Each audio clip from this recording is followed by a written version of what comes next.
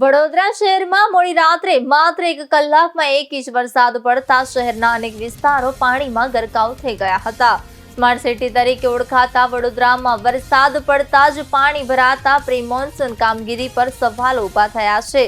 Station, ગરનાળુ, Mandvi, dandiya બજાર, બુડા circle સહિતના વિસ્તારોમાં પાણી ભરાતા લોકોને ભારે હાલાકીનો સામનો કરવો પડ્યો હતો.